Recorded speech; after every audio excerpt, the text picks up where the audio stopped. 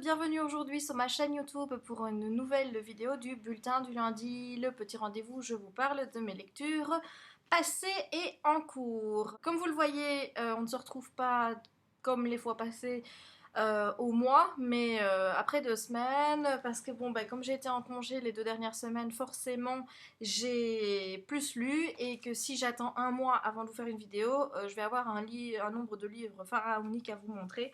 Donc je me suis dit c'est l'occasion de faire une petite vidéo. Et bien voilà, on va commencer tout de suite parce que j'ai quand même beaucoup de choses à vous dire et sur de très... La fois passée, je vous quittais, j'étais en train de lire Glitch, le tome 2, Résurrection de Heather Anastasiou dans la collection R. Donc souvenez-vous, j'avais vraiment aimé le tome 1, cette dystopie, c'était vraiment quelque chose. Je vais vous rappeler un petit peu l'histoire. Donc on suit Zoé, qui vit dans une société où elle ne pense plus vraiment par elle-même, puisqu'on a inséré une puce à la base du cerveau, donc à l'amygdale. La routine habituelle, c'est métro, boulot, dodo. Il n'y a pas vraiment d'autre alternative. Ils ne pensent plus par eux-mêmes. Il n'y a plus d'émotion, il n'y a plus d'amour, il n'y a plus d'amitié. Une famille, c'est une cellule où vous avez donc le papa, la maman, les enfants, mais ils interagissent même pas trop entre eux. Il n'y a pas de discussion, il n'y a pas de sentiments ni rien du tout. Les enfants sont même plus conçus de la manière traditionnelle puisque tout est fait en laboratoire. Enfin bref, c'est vraiment un monde où les dirigeants contrôlent tout et où ils ont vraiment... où la population ne sait vraiment rien de ce qui se passe. On leur a menti en leur disant qu'il y avait eu des guerres nucléaires qui avaient rendu la surface de la Terre inhabitable, donc c'est pour ça qu'ils sont cloîtrés sous terre. Tout ça, évidemment, ce n'est que des conneries, et Zoé, elle va glitcher à un moment donné, c'est-à-dire que sa puce va avoir un bug, et lors de ces phases de bug, eh bien, elle retrouve un petit peu sa pleine capacité, et là, elle va commencer à expérimenter les émotions. Elle va rencontrer Adrien, qui est un membre de la résistance. Elle va aussi rencontrer Max, qui est un adolescent qui commet le glitch. Entre ces trois-là, vous vous doutez bien qu'il va y avoir un petit triangle amoureux. Alors le tome 1 mettait vraiment bien les bases du monde, elle expliquait vraiment bien tous les éléments dystopiques. Résultat, quand vous commencez le bouquin, vous n'êtes pas perdu, vous savez dans quoi vous mettez vos pieds. Et la deuxième phase, c'est un petit peu pour Zoé d'apprendre à contrôler ses émotions, apprendre à les connaître. Donc ce tome-là peut paraître un petit peu lent, mais ne vous en faites pas, les choses changent, puisque dans Glitch 2, alors là on rentre vraiment dans le fort du sujet. On est vraiment dans l'action, d'abord parce que Zoé va voir qu'elle a des petits dératés avec son pouvoir, puisqu'ils ont tous des dons.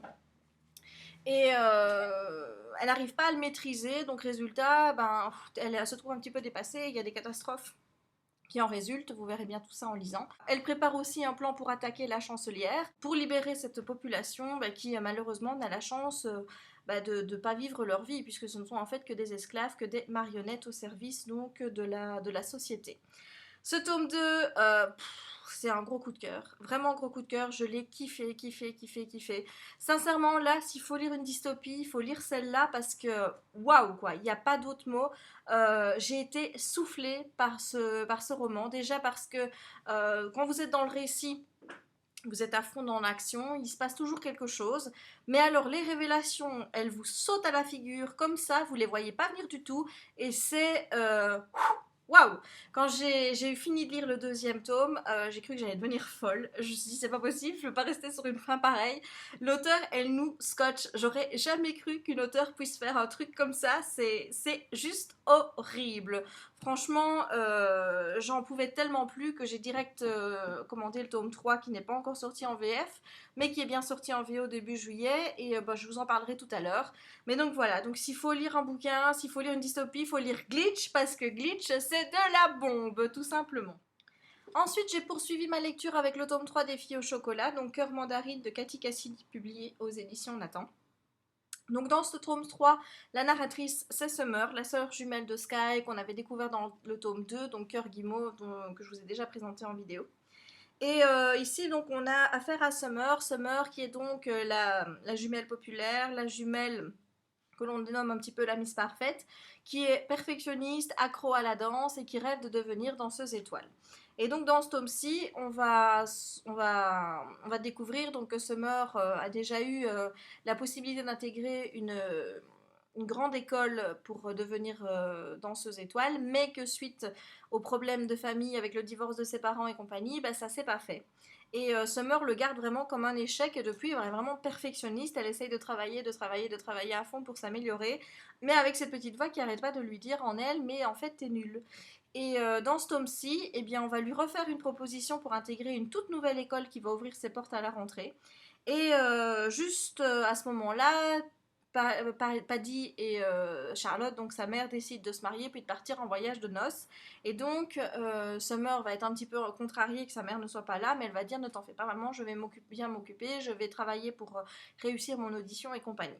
Sauf que plus les semaines passent et en fait plus Summer va rentrer dans un trip où elle va jamais, elle se considère comme nulle, elle voit pas les efforts qu'elle fait et elle va se trouver grosse. Elle se dit que les danseuses étoiles sont toutes vraiment très très fines et elle se voit comme un gros boudin. Et elle se dit, il faut que je perde du poids, il faut que je perde du poids, sinon je n'y arriverai pas. Et donc, vous voyez un petit peu la problématique qui va être abordée dans ce tome-ci, bah, c'est de vouloir tellement quelque chose, d'en faire de trop. Ici, elle va trop s'entraîner, elle va se fatiguer, elle va s'épuiser, mais en même temps, elle va se laisser crever de faim puisqu'elle va devenir petit à petit anorexique. Et donc, on voit vraiment la descente aux enfers de cette jeune fille à travers ce tome 3. Et je dois dire que Summer, c'était pas la jumelle que je préférais parce que, bon, dans le tome 2, elle m'était apparue assez superficielle, hein, donc accro aux garçons, à vouloir la mode et compagnie, à la popularité. Et alors que ici, ben, on va se rendre compte qu'en fait, elle n'a pas du tout confiance en elle et qu'entre l'image qu'elle donne aux autres et ce qu'elle est vraiment, ben, il y a vraiment un monde. Et ben, cette histoire m'a vraiment m'a fait de la peine parce qu'à plusieurs fois, on a envie de rentrer dans le récit et de lui dire, mais purée, Summer, réveille-toi, non, non, tu n'es pas grosse. Non, si les autres te disent mange, ce n'est pas parce qu'ils veulent que tu échoues, mais c'est parce qu'ils s'inquiètent pour toi. Enfin, on a vraiment envie de rentrer dans le roman, essayer de la faire réagir parce qu'elle est vraiment dans une spirale infernale dans laquelle elle ne s'en sort pas. J'ai vraiment apprécié la manière dont l'anorexie était traitée ici. Ça permet vraiment aux jeunes de comprendre l'état d'esprit dans lequel on est et surtout bah, que voilà, il faut pas en arriver là, qu'il faut pas se dire à ce point-là je suis grosse, je suis grosse, je suis grosse et de ne pas manger pour autant. Enfin, je trouve que l'anorexie est vraiment bien traitée dans ce troisième tome. C'est vraiment c'est pas mon tome préféré, je vous le dis tout de suite, mais en tout cas c'est un tome que j'ai vraiment apprécié par la manière dont l'auteur aborde une problématique aussi grave en restant dans un ton qui est aussi léger. Voilà, maintenant j'avais remarqué un truc, vous allez dire c'est complètement con, et vous aurez sans doute raison, mais il y a un truc qui m'a un petit peu perturbée, c'est que il se marie début juillet, je pense, ou fin juin, puisqu'on est vraiment à la fin de sortie, enfin à la fin de l'année scolaire. Et ils disent qu'ils partent pour 3 semaines en lune de miel, Paddy et Charlotte. Et elle dit à Summer, je suis vraiment désolée, je ne serai pas là pour ton audition, puisque je serai toujours en voyage de noces, qui se déroule mi-août. Je sais pas, vous voyez où est le problème, mais moi quand on me dit on part 3 semaines et que c'est mi-août, moi j'en compte 6, j'en compte pas 3. Donc du coup je me dis, soit on a perdu le mois de juillet en cours, soit il y a eu un petit problème à la trad et on est passé de 6 weeks à 3. Je sais pas trop, mais en tout cas moi il y a une bizarrerie temporelle qui n'a pas arrêté de me chatouiller les narines pendant toute ma lecture. Voilà, donc je vous invite également à découvrir ma chronique qui sera bientôt publiée sur le blog. Il faut quand même savoir en ce moment, je suis à jour dans mes chroniques. Voilà. En fait, tous les livres que je vais vous parler ici sont déjà chroniqués, mais tout n'est pas encore publié. Pour la simple et bonne raison que à chaque fois que j'ai un livre à faire, je le fais. Enfin, j'ai une nouvelle chronique, je la fais, mais je poste pas le jour où je l'ai fait. Voilà, c'est un peu psychologique, c'est pour avoir toujours de l'avance. J'aime cette idée d'avoir de l'avance sur vous, ça me plaît bien. Donc aujourd'hui, je devais en mettre une, mais comme je fais la vidéo, ben, pour pas qu'il y ait deux posts sur mon blog, eh bien, je reporte une à demain. Voilà, donc demain vous aurez droit, je pense que c'est Glitch 1, la chronique, mais donc voilà. Donc j'ai 8 chroniques qui attendent d'être publiées, je suis à jour. Il restera bon à faire évidemment les lectures en cours, mais puisqu'elles sont sont pas encore terminées. J'ai un petit peu de temps devant moi. Je suis trop contente parce que ça m'est jamais arrivé que je sois à jour dans mes chroniques, en tout cas comme ça, mais surtout que j'ai de la publication d'avance sur le blog et je suis trop contente. Ensuite, j'ai enchaîné avec Cruel de Kat Clark dans la collection R. Alors, de toutes mes lectures de mes congés, c'est celle que j'ai le moins aimée. Voilà, donc le sujet. Donc on suit Alice King qui a 16 ans, qui n'est pas vraiment une fille populaire de son école. Elle a perdu sa maman il y a quelques années, qui est décédée d'un cancer, et donc elle vit avec son papa. Alice va partir en camp, enfin en excursion pendant une semaine avec son école en Écosse. Et elle va partager une chambre avec sa meilleure amie, Cass, avec... attendez, parce que les noms... Il y a Polly aussi, qui est une fille... Enfin, c'est un petit peu le mouton noir de l'école. Et il y a Ray, qui est la fille qui est classée gothique, qui ne parle pas et qui est toujours avec elle-même dans sa petite bulle et qui se plaît très bien comme ça. Et il y a aussi dans cette chambre Tara Chambers, qui elle est la reine du lycée, la pétasse comme pas possible, enfin mademoiselle parfaite, qui se permet de juger tout le monde, qui se permet de faire des crasses à tout le monde et qui s'avère être très, très cruelle envers ses camarades de classe. Et donc elle partage une chambre et suite à une petite situation qui va avoir lieu sur place, Cass va avoir envie de faire une blague à Tara pour se venger un petit peu de ce qu'elle a fait. Et avec Polly, elles vont monter un plan et elles vont embrigader là-dedans Ray et Alice qui n'étaient pas vraiment pour à la base. Mais voilà, donc pour rendre la monnaie de sa pièce à Tara. Sauf que suite à ça, il va y avoir des complications et qu'il y a un grand drame qui va se produire. Et en fait, l'histoire nous raconte un petit peu la manière dont le drame est vécu par Alice. Voilà. Alors, pourquoi est-ce que j'ai pas aimé? Eh bien, tout simplement parce que, au-delà du fait que je pense sincèrement que jamais je me serais retrouvée à leur place, mais jamais, j'en suis sûre et certaine, je pense que, même si je m'étais retrouvée à leur place, je n'aurais jamais réagi de la manière dont elles vont réagir. Voilà, c'est la scène, enfin il y a une scène dans le bouquin, moi j'ai halluciné, moi j'étais là, j'ai dit mais c'est pas possible, on est avec des ados là, j'avais l'impression d'être dans un machin mais complètement fou, dans la quatrième dimension, je me disais mais ce n'est pas possible quand on est ado de faire des choses comme ça. Voilà, pour moi c'était pas possible qu'on en arrive là, c'était pas possible qu'on fasse ça. Et voilà, donc déjà j'ai eu un gros blocage au début parce que forcément la réaction de ces ados-là, ça n'aurait jamais pu être la mienne. Donc j'ai beau essayer de vouloir dire et essayer de comprendre pourquoi elles en arrivent là. Non, je peux pas. Je peux pas, j'essaye de réfléchir à comment je vivrais les choses, mais non, je ne peux pas. Je peux pas non plus vous en dire de trop parce que j'ai pas envie de vous spoiler, mais globalement, voilà, j'ai eu un décalage entre les filles et moi à leur âge, hein, pas moi maintenant, mais même moi à leur âge, et il n'y a rien à faire, je suis restée vraiment extérieure au récit, je n'ai jamais réussi à comprendre, ni même à m'attacher à elle. Voilà. Le deuxième reproche que je fais au livre, c'est qu'on ne suit qu'Alice. Donc je vous rappelle qu'il y a quand même 5 nénettes qui sont impliquées dans l'histoire, et on suit qu'Alice. C'est-à-dire on n'a pas le point de vue des autres, comment elles vivent la situation, on n'en sait rien, on voit ça à travers les yeux d'Alice. On voit un petit peu les réactions de certaines, certaines qui vont mieux le vivre que d'autres.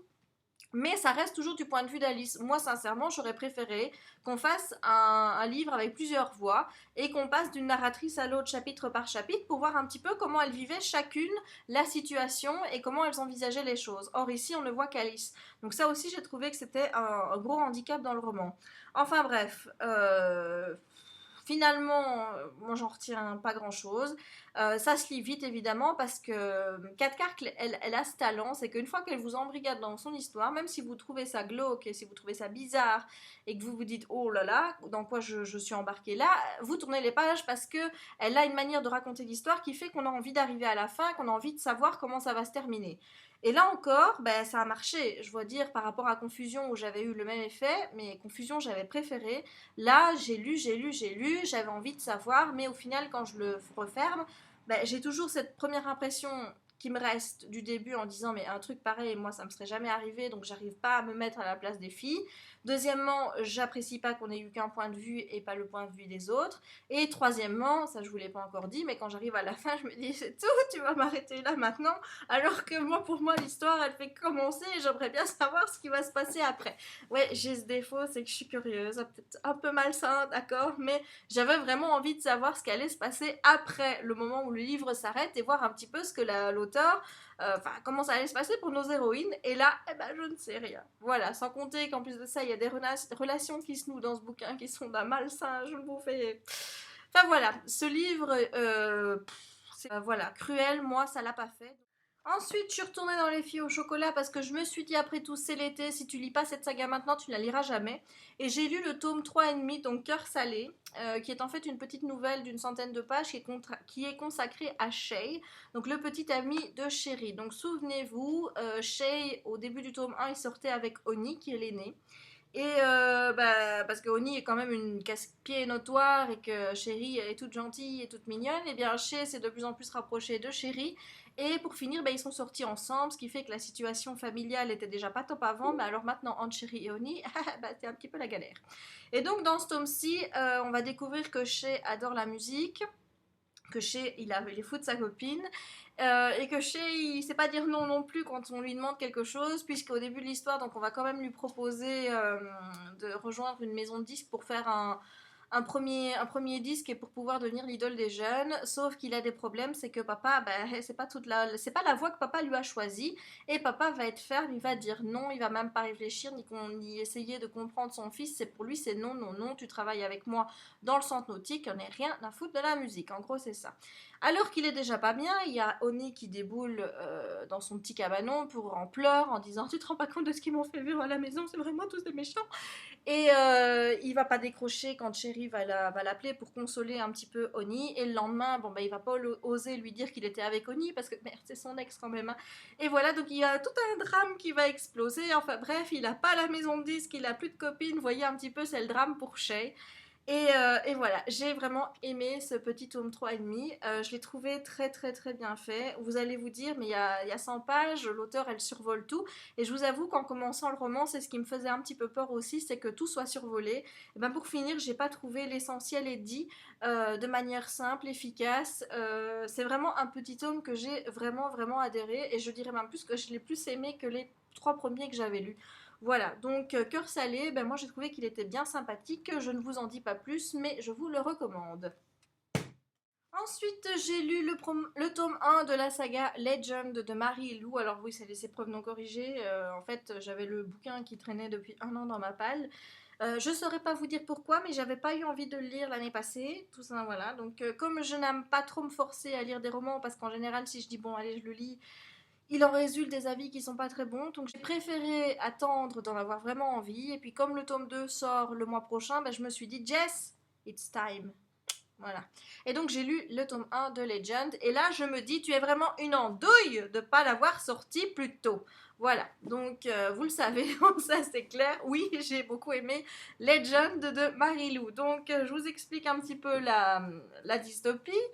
On suit donc deux personnages, Day et June. Donc Day, c'est un jeune garçon de 15 ans qui est considéré comme l'ennemi numéro un de son pays, donc la République, parce que il arrête pas de chatouiller un petit peu de la République en allant un petit peu faire des casses à droite et à gauche et à droite, et à faire des choses qui contrarient un petit peu les plans de la méchante République, qui est en guerre avec les colonies, il faut bien le dire.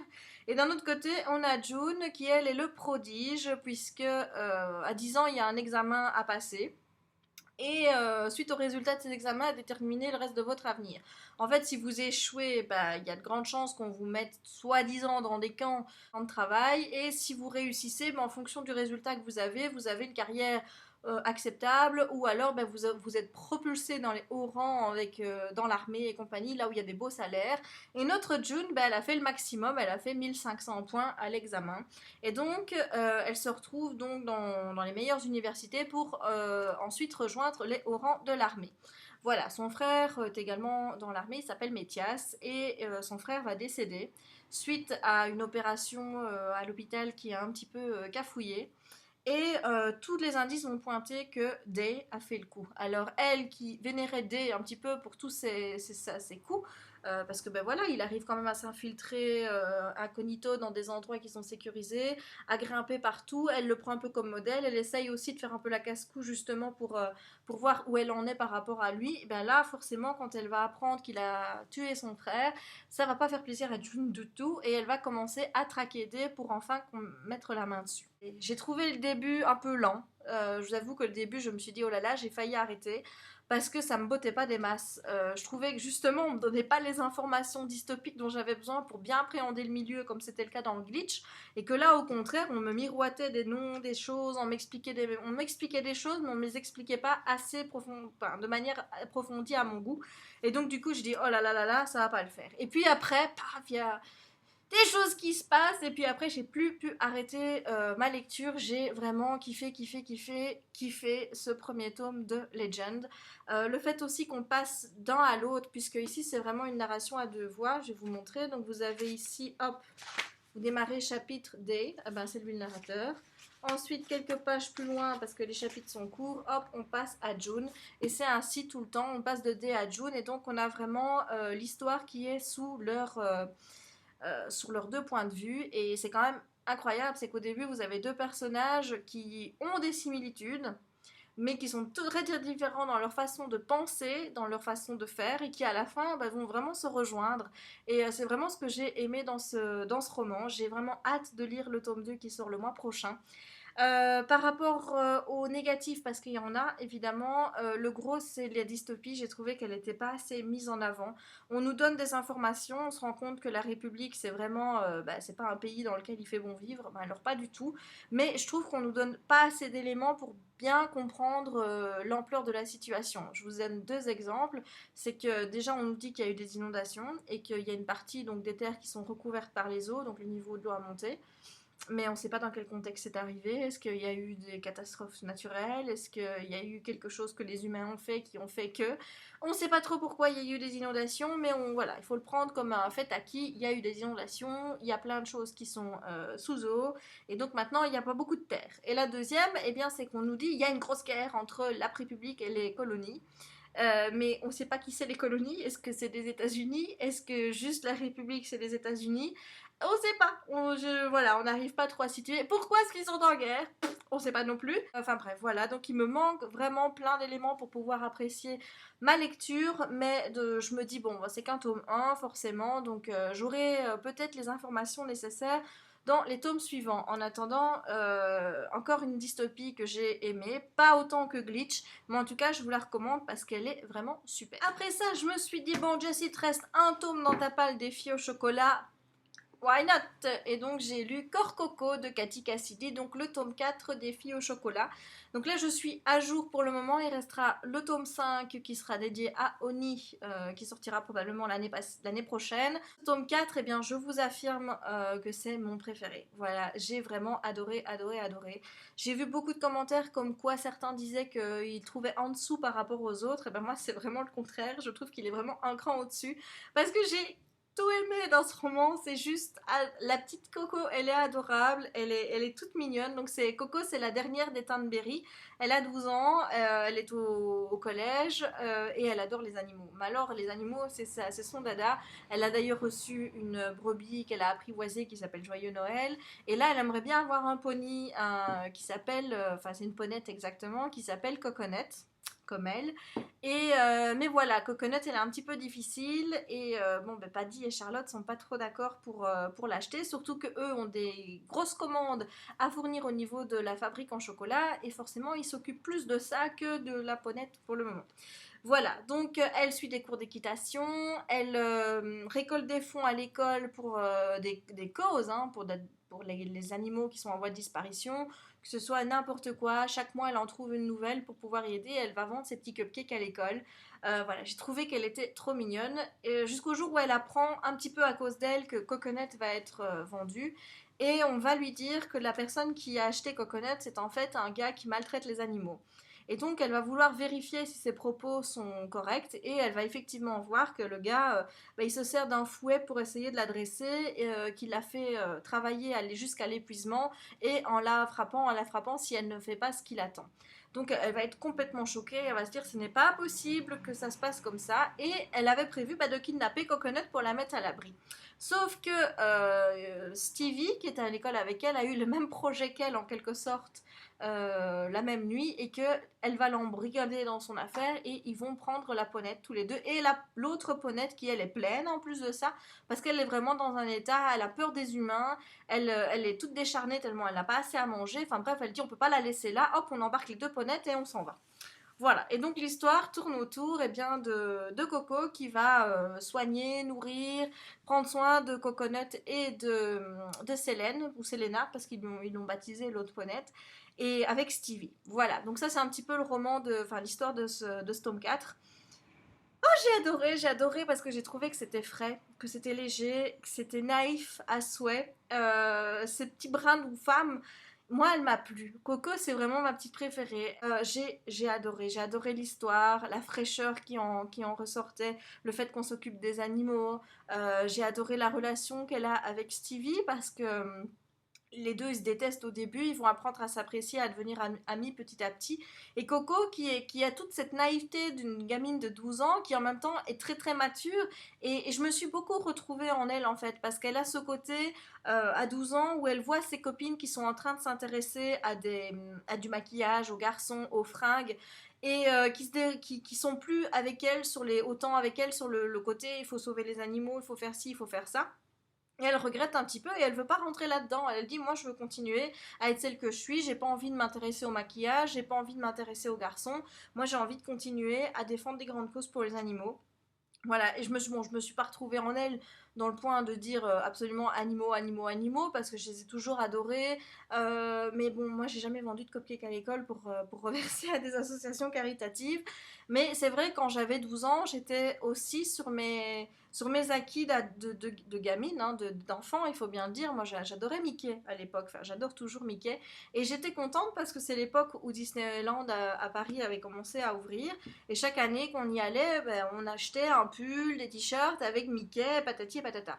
Et moi j'étais contente de mettre mes pulls Mickey pour aller à l'école, vous vous rendez pas compte, j'avais un pull qui venait de Disneyland, c'était top, et ben, c'était pas du tout au goût des autres parce que du coup j'étais cataloguée comme une gamine qui était toujours pour Mickey alors que je m'intéressais pas aux marques Levi's, pour les jeans ou des choses comme ça. Voilà, donc bon, c'est pas vraiment pareil, mais le fait d'être toujours dans ces trucs d'enfant, de ne pas vouloir grandir en quelque sorte et de voir les autres qui le font, ben, moi ça m'a rappelé un petit peu ce que j'ai vécu quand j'avais l'âge de Coco, et c'est pour ça que c'est vraiment ma petite préférée. À côté de ça, j'ai quand même un défaut à souligner dans ce roman, c'est que, enfin, c'est un petit peu dans toute la saga en fait. Jusqu'à présent, je vous disais, oui, on vous parle pas assez de la fabrique de chocolat. C'est vrai que moi, ça me dérange un petit peu parce que c'est vraiment un attrait. Je veux dire, ces petits gâteaux, ces petits biscuits avec du chocolat, enfin tout ça. Vous savez bien, moi j'adore la cuisine, la pâtisserie, donc forcément, bah, ça m'intéresse d'avoir cette petite touche sucrée dans les romans. Et je trouvais que plus j'avançais, moins on en parlait. Donc ça reste toujours en filigrane, puisque bon, après tout, c'est quand même le nom de la saga, hein, les filles au chocolat, fallait bien le tirer de quelque part. Donc ça reste en filigrane, mais ça m'a moins gênée dans ce tome-ci qu'on en parle pas trop, parce que j'étais vraiment dans l'histoire de Coco, j'étais intéressée par ce qu'elle faisait, par ce qu'elle me racontait, ce qui n'était peut-être pas le cas dans les tomes précédents. Maintenant, moi, ce que j'ai remarqué, je l'avais déjà remarqué avant, mais je le remarque encore plus ici, c'est qu'il y a un tome par fille, donc 5 tomes, 5 nénettes, voilà, et chacune prend vraiment l'ascendant dans son tome, donc vous avez chaque fois une narratrice qui vous parle donc de son ressenti, et j'ai trouvé qu'il y avait chaque fois une sœur qui se tapait l'incruste vraiment fortement dans les tomes de ses sœurs, et là, dans ce tome-ci, ça m'a encore plus énervé. Déjà que je suis pas fan de la sœur en question, même si je trouvais qu'elle s'était adoucie dans les tomes 3 et 3,5, et que j'ai quand même hâte d'avoir son tome 5 parce que je pense que ça va être du coup le plus intéressant, surtout au niveau de la problématique abordée, puisque bon, Oni, puisqu'on parle d'elle, et c'est quand même celle qui vit le divorce de ses parents très mal, qui vit très mal le fait que sa mère se soit remise avec Paddy, de devoir accepter une fille comme chérie, comme sœur. Elle vit très mal tout ça, et bah, elle fait que des conneries. Donc par rapport à ça, je pense que ce sera un tome qui serait vraiment très intéressant.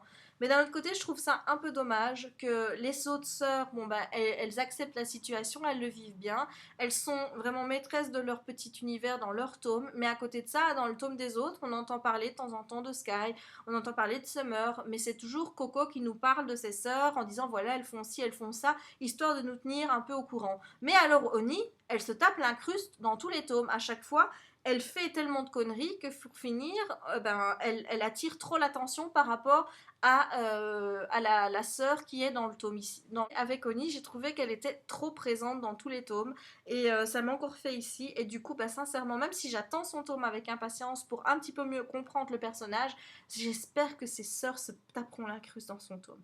Voilà, ce sera un juste retour des choses. Voilà. Donc, quatrième tome qui pour moi est jusqu'ici le meilleur de la saga. On va passer à mes lectures en cours maintenant. Alors une lecture qui dure, que je lis un petit peu, en fait je lis un peu 30 pages par jour, pas plus. C'est Glitch, le tome 3, Shutdown, donc de Heather Anastasiou et c'est paru chez St. Martin's Griffin.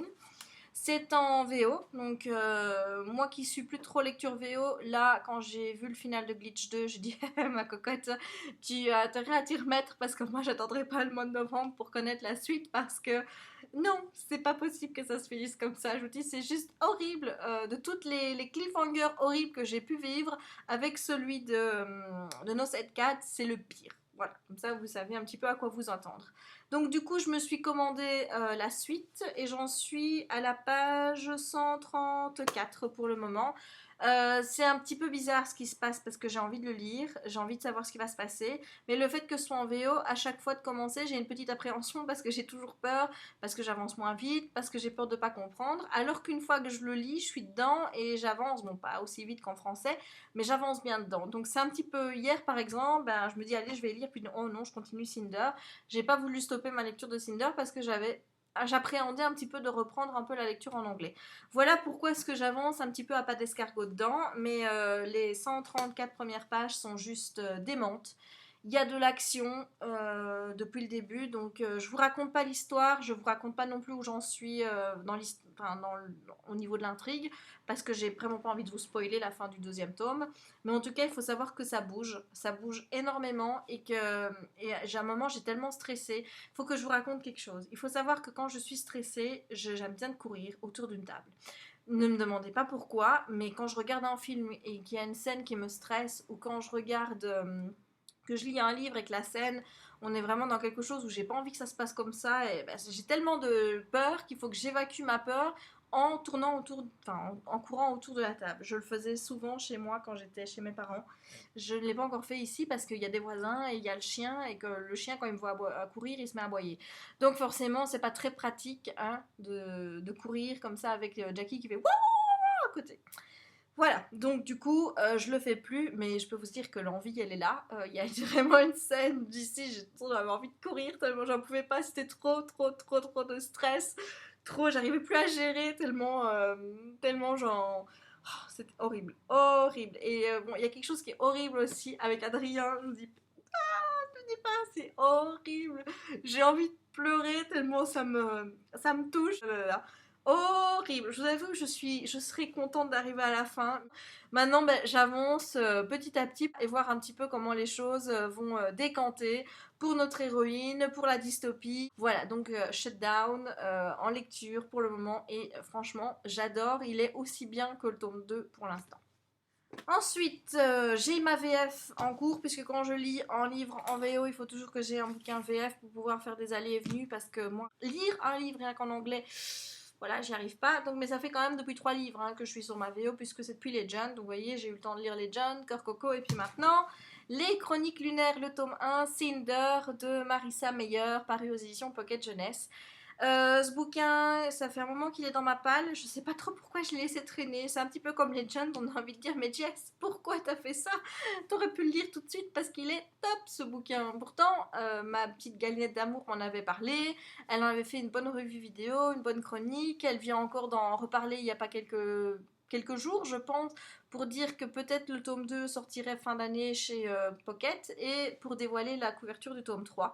Et quand j'ai vu son enthousiasme qui revenait aussi fort, quand j'ai vu les couvertures, je me suis dit, allez Jess, sors-le, lis-le, c'est le moment. Et encore une fois, je me suis dit, je suis une grosse nicote de ne pas l'avoir sorti plus tôt parce que franchement, je kiffe. Merci ma galinette de m'avoir en plus incité à le ressortir comme ça, parce que tout ça c'est grâce à toi. Voilà, donc Cinder. Eh bien Cinder, on est dans un monde qui est à moitié dystopique, à moitié conte de fées.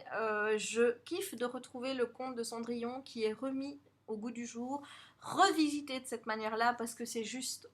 Waouh! Je retrouve les petits codes de Cendrillon, elle en a fait une histoire, mais euh, qui est totalement différente, qui est super. L'univers, je kiffe, je kiffe, je kiffe, je kiffe, je kiffe. Alors, je vais essayer de vous dévoiler l'univers, mais pas trop vous en dire non plus. Le but, c'est pas non plus de vous dire tout, quand même. Hein. Donc voilà, donc on est sur New Beijing, donc qui est une ville de la République orientale où il y a un empereur qui est en train de vivre une grosse pandémie. Il y a une maladie qu'on n'arrive pas à éradiquer. Qu'une fois que vous le chopez, vous avez des hématomes qui apparaissent partout sur votre corps et en général, ces malbarres, vous en avez plus que pour une semaine avant de trépasser. Voilà, donc tous les efforts de la société sont vraiment mis pour essayer de trouver un remède, toute l'économie est à plat pendant ce moment-là, et évidemment c'est à ce moment-là que le peuple de la Lune, donc les lunaires, oui parce qu'il y a des gens sur la Lune, décide un petit peu de prendre le peuple de la Terre en douce en disant on va négocier hein, des traités de paix et compagnie, alors qu'on sent bien que les dessins de la reine, je ne sais plus son nom, sont tout autres. Enfin voilà, on sent bien qu'il y a des margouilles avec la Lune et que si jamais ça ne se passe pas bien, eh bien c'est une guerre qui s'approche, ce qui n'est vraiment pas bon dans un contexte où il y a déjà un pays qui est affaibli par la maladie. Et donc, dans ce contexte, on suit Cinder. Cinder qui est une mécanicienne cyborg, puisque oui, on vit dans un monde où il y a peut-être un peuple qui est pauvre, mais quand vous êtes fortement accidenté et que vous avez des membres ou des organes qui sont un petit peu foutus, eh bien on vous remplace tout ça par des jambes cybernétiques, en acier et compagnie. Mais les cyborgs sont pas très bien vus dans la société. Et donc ici, donc, on suit Cinder, qui est mécanicienne, je vous ai déjà peut-être dit, qui vit dans une famille où elle n'est pas forcément appréciée. Donc on retrouve un peu les codes de Cendrillon, mais un peu revisités par rapport à ça. Puisque dans Cendrillon, vous avez donc un couple, papa, maman, enfant. La maman est malade, elle meurt. Le papa qui dit, bon, ben, il faut une maman à ma petite fille, se remarie avec une femme qui a déjà 2 enfants. Il vient à mourir lui aussi. La maman, elle hérite de tout. Elle en fait profiter ses 2 gamines à elle. Et la fille du gars, elle s'en sert comme une souillon. Voilà, ça c'est Cendrillon. Et bien ici, l'histoire est un peu remaniée puisqu'à la base, on a une famille, donc papa, maman et 2 filles. Et le papa était, suite à un voyage en Europe, s'est ramené avec Cinder qu'il avait adopté sans parler de ça à sa femme qui n'était pas trop d'accord d'avoir une belle fille comme cyborg, en tout cas une nouvelle fille. Et quand papa va mourir de la maladie, eh bien, Cinder va être un petit peu un peu le souillon encore une fois, puisque c'est elle qui est censée rapporter l'argent pour que la famille puisse vivre et que les filles puissent avoir des belles robes, alors qu'elle, elle en a pas besoin puisque c'est un cyborg.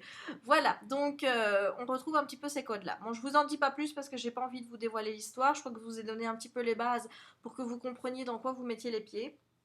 Je kiffe, je kiffe, je kiffe, je kiffe, je kiffe.